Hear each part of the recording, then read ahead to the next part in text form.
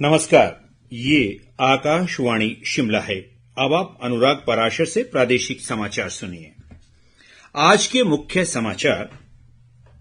राज्यपाल शिव प्रताप शुक्ल ने पर्यावरण संरक्षण को लेकर सर्वोच्च न्यायालय की टिप्पणियों को गंभीरता से लेने पर दिया बल।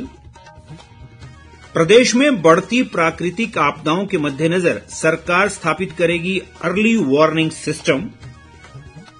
रावी नदी में मिंजर विसर्जन के साथ सप्ताह भर चला चंबा का अंतर्राष्ट्रीय मिंजर मेला संपन्न और प्रदेश में मानसून की वर्षा का क्रम जारी। अगले 48 घंटों में कई स्थानों पर भारी वर्षा की संभावना। अब समाचार विस्तार से।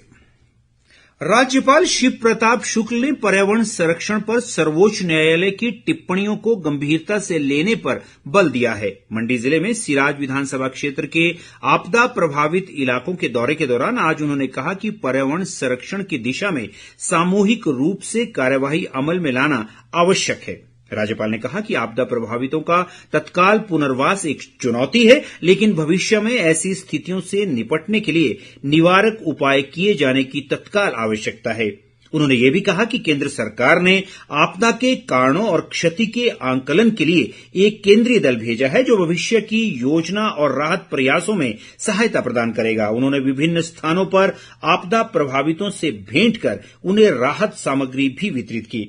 विपक्ष के नेता व पूर्व मुख्यमंत्री जयराम ठाकुर सहित जिला प्रशासन के वरिष्ठ अधिकारी इस दौरान मौजूद रहे। जयराम ठाकुर ने रेड क्रॉस के माध्यम से आपदा प्रभावितों के लिए राहत प्रदान करने पर राज्यपाल का आभार जताया। लोक निर्माण मंत्री विक्रमादित्य सिंह ने कहा है कि प्रदेश में बार बार हो रही प्राकृतिक आपदा की घटनाओं के मद्देनजर राज्य सरकार अर्ली वार्निंग सिस्टम स्थापित करेगी। इसके लिए जापान और दक्षिण कोरिया की अत्याधुनिक आपदा प्रबंधन प्रणाली को अपनाया जाएगा। शिमला में पत्रकारों से बातचीत में उन्होंने कहा कि ग्लोबल वार्मिंग और जलवायु परिवर्तन के चलते प्रदेश में लगातार नुकसान हो रहा है। ऐसे में अर्ली वार्निंग सिस्टम से आपदा से पूर्व ही लोगों को खतरे की जानकारी दी जा सकेगी, जिससे नुकसान को कम करने में मदद मिलेगी।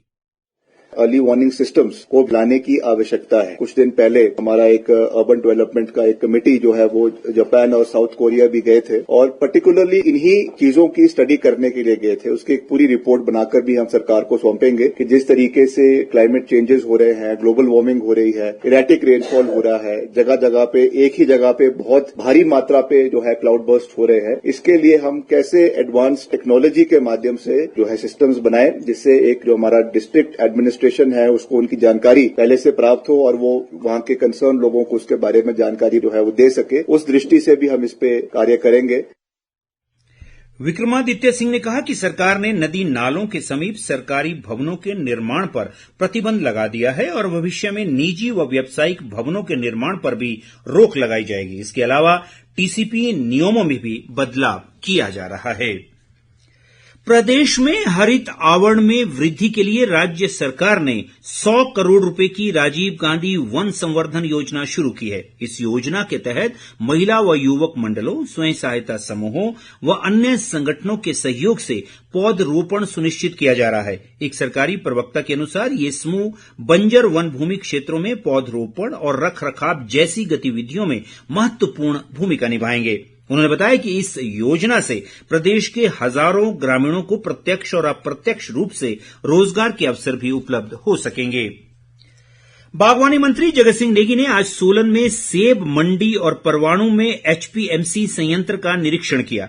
उन्होंने कहा कि राज्य में एचपी शिवा परियोजना के तहत इस वर्ष 100 करोड़ रुपए की राशि खर्च की जा रही है, ताकि नई किस्म के फलों को तैयार कर बागवानी क्षेत्र को और मजबूत बनाया जा सके। जगत सिंह नेगी ने बताया कि सरकार द्वारा किसान उद्यम नवाचार केंद्र स्थापित किए जा रहे हैं, जो बागवानी उत्पादों के विपणन और बागवानी क्षेत्र को प्रौद्योगिकी प्रदान करने में सहायक सिद्ध होंगे। उन्होंने सेब विक्रेताओं और आढ़तियों की समस्याएं भी सुनी। ताज़ा समाचारों के लिए आप हमारे Facebook page All India Radio news Shimla, X handle @AIR News_ Shimla और YouTube channel AIR Shimla news पर लॉग इन कर सकते हैं। बाकी समाचार अंतराल के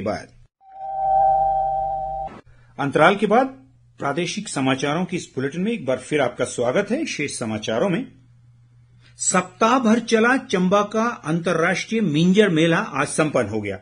मेले के समापन पर चंबा जिला मुख्यालय में एक शोभा यात्रा निकाली गई, जिसमें बड़ी संख्या में लोग शामिल हुए। समापन अवसर पर विधानसभा अध्यक्ष कुलदीप सिंह पठानिया, विधायक नीरज नैयर, हंसराज और डीएस ठाकुर मौजूद रहे। मेले के समापन पर कई सांस्कृतिक दलों ने कार्यक्रम पेश किए। अधिक ब्यौरे के साथ ये रिपोर्ट। रावी नदी में मिंजर विसर्जन के साथ ही 8 दिनों तक चले चंबा के अंतर्राष्ट्रीय मिंजर मेले का आज समापन हो गया। समापन समारोह की अध्यक्षता विधानसभा अध्यक्ष कुलदीप सिंह पठानिया ने की। हालांकि इस समारोह में मुख्यमंत्री सुखविंदर सिंह सुक्खू ने शामिल होना था, लेकिन मौसम की खराबी की वजह से वह चंबा नहीं पहुंच पाए और विधानसभा अध्यक्ष ने मिंजर मेला शोभा यात्रा में शिरकत करने के पश्चात देर शाम रावी नदी में हाथ से बनी मिंजर विसर्जित कर इस मेले का समापन किया। मिंजर मेले की अंतिम सांस्कृतिक संध्या का आयोजन आज चंबा के ऐतिहासिक चौगान मैदान स्थित कला केंद्र में किया जाएगा, जिसमें विधानसभा अध्यक्ष कुलदीप सिंह पठानिया बतौर मुख्य अतिथि शिरकत करेंगे। इस संध्या का मुख्य आकर्षण मशहूर पार्श्व गायिका सुनंदा शर्मा रहेंगी। आकाशवाणी के लिए चंबा से विकास ठाकुर। प्रदेश में मानसून की सक्रियता से वर्षा का क्रम जारी है। पिछले 24 घंटों के दौरान भी कई स्थानों पर व्यापक वर्षा हुई है। राज्य में इस मानसून सीजन के दौरान वर्षा से जुड़ी घटनाओं में अब तक 184 लोगों की मृत्यु हुई है, जबकि 292 लोग घायल हैं। अभी भी विभिन्न स्थानों पर 36 लोग लापता बताए जा रहे हैं। मौसम विभाग के अनुसार जुलाई महीने में शिमला जिले में सामान्य से 70, मंडी जिले में 49, जबकि कुल्लू जिले में 25% अधिक बारिश हुई है। विभाग ने कल 4 और 5 अगस्त को भी कई क्षेत्रों में भारी से बहुत भारी वर्षा का पूर्वानुमान जताया है। 4 अगस्त से फिर से वेदर एक्टिविटी पिकअप करेगी और इसके चलते 4 अगस्त से लेकर 5 अगस्त तक प्रदेश के बहुत से क्षेत्रों में हल्की से मध्यम बारिश रहेगी। तो और 4 अगस्त से लेकर 5 अगस्त को केवल डिस्ट्रिक्ट लाहौल किन्नौर को छोड़कर जो हमारे जो मैदानी डिस्ट्रिक्ट है, जो मध्यवर्ती डिस्ट्रिक्ट है, यहाँ पे कुछ क्षेत्रों में इंटेंस स्पेल होगा बारिशों का, और इसको देखते हुए इन्हीं डिस्ट्रिक्ट्स में heavy to very heavy rainfall का येलो अलर्ट है 4 और 5 अगस्त। इस बीच लगातार हो रही वर्षा व भूस्खलन से अभी भी 296 सड़कें और 1 नेशनल हाईवे बंद है। मंडी जिले में सबसे अधिक 164, कुल्लू में 67, कांगड़ा में 25 और चंबा जिले में 21 सड़कें बंद है। भारी वर्षा के चलते प्रदेश भर में 134 विद्युत ट्रांसफार्मर्स और 266 पेयजल योजनाएं भी प्रभावित हुई हैं। कुल मिलाकर प्रदेश को आपदा के कारण अब तक 1714 करोड़ रुपए के नुकसान का अनुमान लगाया गया है। मंडी जिले में आपदा प्रभावित लोगों के लिए राज्य सरकार और प्रशासन की ओर से अब तक 4 करोड़ 23 लाख रुपए से अधिक की राशि स्वीकृत की गई है। ये राशि घरों, निजी संपत्ति और पशुधन को हुए नुकसान से जुड़े 1085 मामलों में स्वीकृत हुई है। उपायुक्त अपूर्व देवगन ने बताया कि प्रभावित क्षेत्रों में शीघ्र सहायता पहुंचाने के लिए राहत व पुनर्वास कार्य युद्ध स्तर पर चलाए जा रहे हैं। उन्होंने आश्वासन दिया कि कोई भी प्रभावित परिवार प्रशासन की मदद से वंचित नहीं रहेगा। भारतीय खाद्य सुरक्षा और मानक प्राधिकरण ने आयुष मंत्रालय से परामर्श के बाद आयुर्वेदिक आहार की एक सूची जारी की है। इससे खान-पान को लेकर भारत के सदियों पुराने ज्ञान को मुख्यधारा में लाने में मदद मिलेगी और उपभोक्ताओं व कारोबारियों में विश्वास बढ़ेगा। इसके अलावा आयुर्वेदिक आहार उत्पाद तैयार करने के लिए कारोबारियों को भरोसेमंद संदर्भ सामग्री भी मिल सकेगी। आयुष और स्वास्थ्य व परिवार कल्याण मंत्रालय राज्य मंत्री प्रताप राव जाधव ने लोगों से दीर्घकालिक स्वास्थ्य लाभ के लिए अपने दैनिक जीवन में आयुर्वेद आहार को सम्मिलित करने का आग्रह किया है।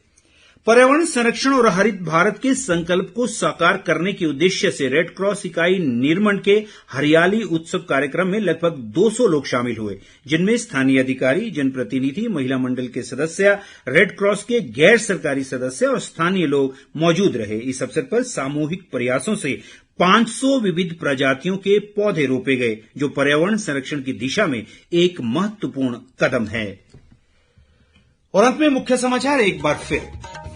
राज्यपाल शिव प्रताप शुक्ल ने पर्यावरण संरक्षण को लेकर सर्वोच्च न्यायालय की टिप्पणियों को गंभीरता से लेने पर दिया बल। प्रदेश में बढ़ती प्राकृतिक आपदाओं के मद्देनजर सरकार स्थापित करेगी अर्ली वार्निंग सिस्टम। रावी नदी में मिंजर विसर्जन के साथ सप्ताह भर चला चंबा का अंतर्राष्ट्रीय मिंजर मेला संपन्न। और प्रदेश में मानसून की वर्षा का क्रम जारी। अगले 48 घंटों में कई स्थानों पर भारी वर्षा की संभावना। इसी के साथ ये समाचार बुलेटिन समाप्त हुआ। हमारा अगला बुलेटिन आप सुन सकते हैं कल सुबह 9:20 पर। नमस्कार।